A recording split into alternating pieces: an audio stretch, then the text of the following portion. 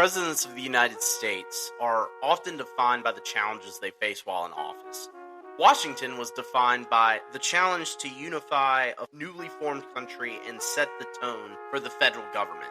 Lincoln was defined by his ability to preserve the Union and end slavery. Conversely, on the more negative side, James Buchanan was defined by his inaction in a time of great crisis and disunity in leading to the Civil War. Andrew Johnson was defined by his over-leniency on southern states and allowing for very racist policies to persist in the southern states. Today, our focus is on a president who faced two of the most difficult challenges any president would ever face, all while having some immense personal struggles of his own. Yet, his way of leading a nation on an almost spiritual level inspired countless citizens and lifted up the spirits of a very depressed nation. I'm Will Henry, and this is Quotable History. There we have it, the savage fight of the soul. The only thing we have to fear is fear itself. It's one small step for man, one giant leap for mankind. Quotable History. Here's today's quote. The only thing we have to fear is fear itself. If you want to pause here and guess who said this, you can do that now. If you guessed Franklin Delano Roosevelt, you would be correct. This is a day of national consecration. And I am certain that on this day, my fellow Americans expect that on my induction into the presidency, I will address them with a candor and a decision which the present situation of our people impels. So first of all, let me assert my firm belief that the only thing we have to fear is fear itself. Nameless, unreasoning, unjustified terror. Franklin Delano Roosevelt, or FDR, was born on January 30th, 1882. If you have heard the name Roosevelt, you would know that there was not just one, but two Roosevelts who occupied the office of the presidency. Franklin's fifth cousin, Theodore, who was about 30 years older than him, roughly, would serve as the 26th president 3 decades before. As you can probably imagine, a family with this level of prestige would have some level of wealth. And that was exactly the type of family the Roosevelts were born into. This fact is interesting considering the Roosevelts, particularly FDR, really pushed for the common man, or what he called in his campaigns, the forgotten man. It's important to remember that philosophers and leaders, even the likes of Karl Marx, who really would bash capitalism later, who fight for the common man, typically themselves have a lot of wealth. But this was a socially elite family, as there were more than 7 generations who were born in Manhattan, a place that has always been one of the wealthiest places to grow up. My wife, unfortunately, introduced me to the show Gossip Girl, which is about modern-day teenagers living in the Upper East Side and having too much money for their own good. That's kind of the vibe I'm thinking here, though, one, it took place in the 19th and early 20th century, and two, the Roosevelts, unlike the narcissist in Gossip Girl, always had a strong sense of duty. FDR was actually not born in Manhattan, but was rather born in Hyde Park, New York, to a very wealthy widower, James Roosevelt, and his wife, Sarah Delano. He was raised in a very privileged way. He was an only child to his mother and was kind of raised as an adult, or like a mini adult. He exhibited many similar interests to Teddy Roosevelt as a child, and he would eventually go to the Groton School, which was an Episcopalian boarding school in Massachusetts. I'm the oldest of a semi-big family, and I have had multiple different jobs working with students and working with young children. And when I see these kids who are the sole focus of their parents' affection, who are really only children, it is very obvious. And that's what FDR was at Groton and later Harvard. He was not relatable to his peers. It felt like he was too old for his peers that were the same age. He would graduate with a degree in history, much like yours truly, from Harvard and then attend Columbia Law School. He would never graduate, as at this point you didn't have to graduate law school to become a lawyer, you just had to pass the bar. And he would pass the bar in 1907. He would marry Anna Eleanor Roosevelt, who went by Eleanor, in 1905. They would have 6 children together. Eleanor and he were distant cousins. She actually was Teddy's niece through his brother.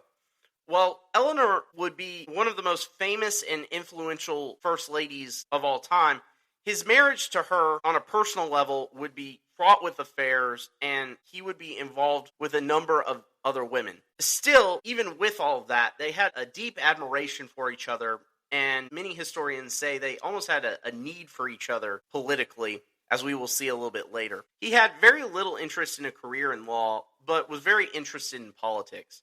By 1910, he would be elected to the New York State Senate. He would be reelected in 1912 to another term and was a fervent supporter of Woodrow Wilson in the 1912 election. In return for his support, Wilson appointed him to be the Assistant Secretary of the Navy in 1913.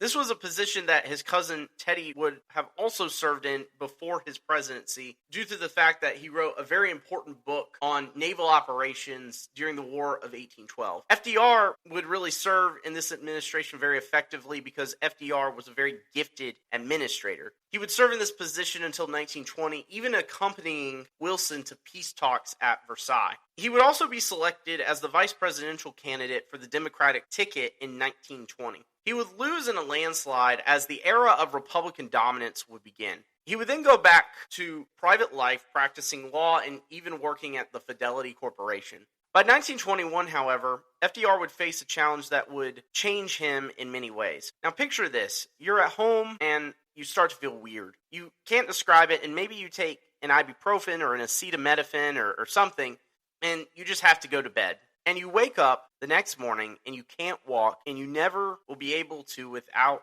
assistance again. Well, that was one night for FDR in 1921.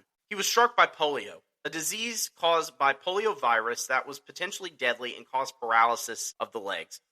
Polio normally affected children, but FDR would become the most famous polio patient of all time at the age of 39. With this new blow and his failed vice presidential aspirations, his political career was really seen as a wash. However, in 1924, a new presidential election came, and he would nominate Al Smith at the 1924 Democratic Convention. Now, you might have heard the name Al Smith. Al Smith's name would live on with the Al Smith Dinner, which is where presidential candidates do this pseudo-comedy routine where they pretend to like each other. Smith would not win the nomination, but FDR's speech showed his political career was far, far from over.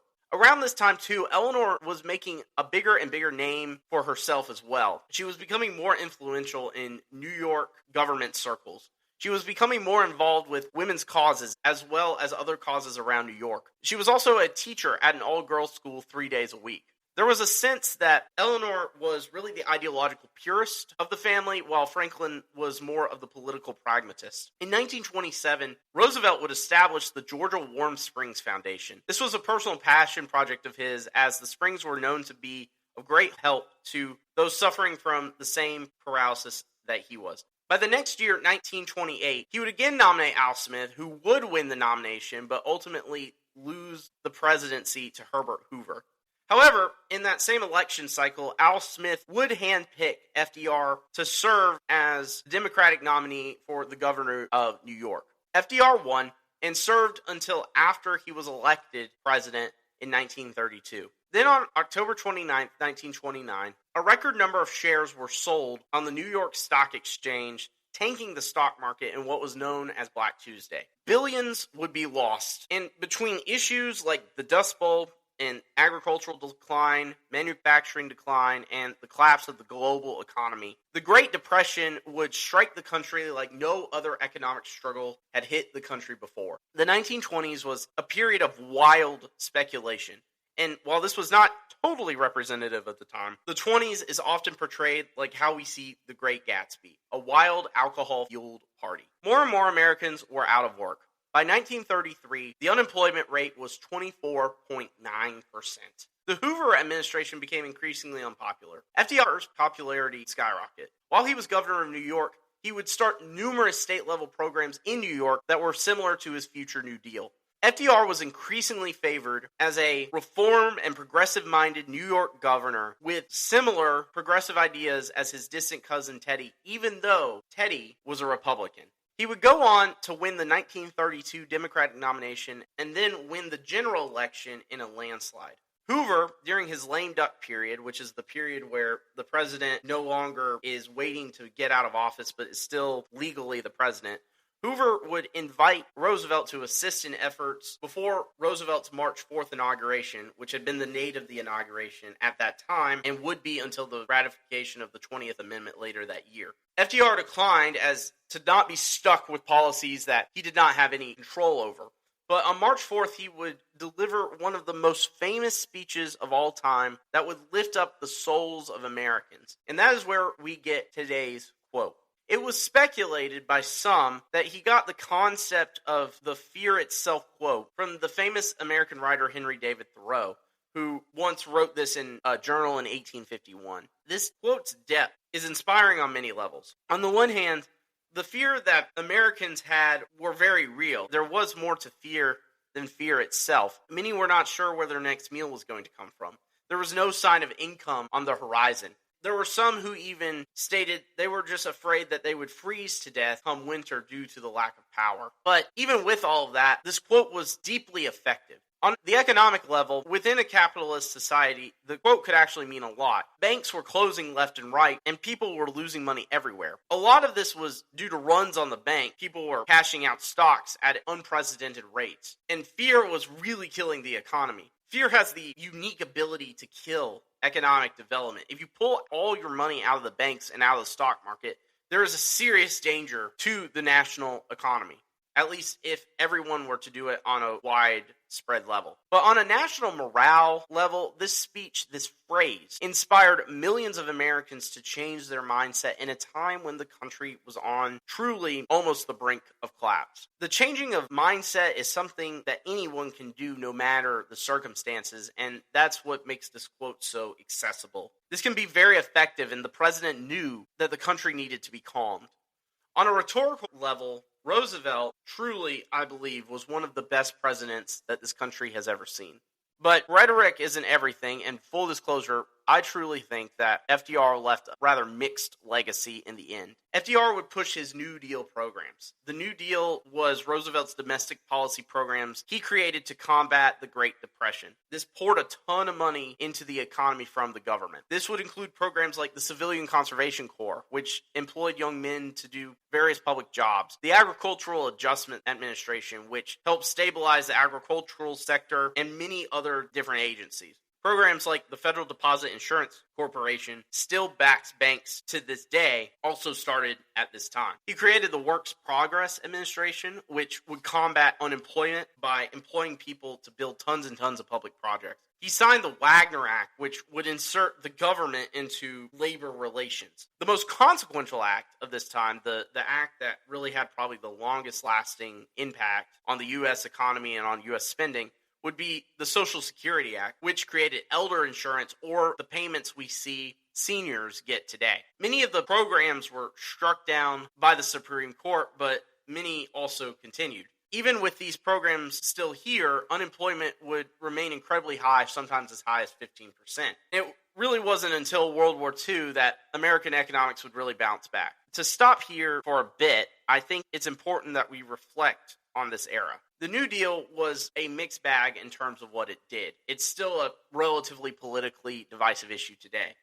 While it should be credited with helping millions of Americans in their day-to-day lives, it fundamentally changed the relationship between individual American citizens and the federal government. State and local governments were no longer seen as the primary authority to solve their citizens' problems. Instead, it was really hoisted on the federal government. FDR, some could say, had certain tendencies that could be seen as authoritarian in that he radically changed the federal government and even tried to pack the court. The level of power that the federal government gained was never really given up, though the court packing did ultimately fail. And many of the New Deal programs were, in my opinion, not in the long term helpful to a free market economy due to how much the government would ultimately interfere. But on a rhetorical level, FDR was the president America needed in the moment.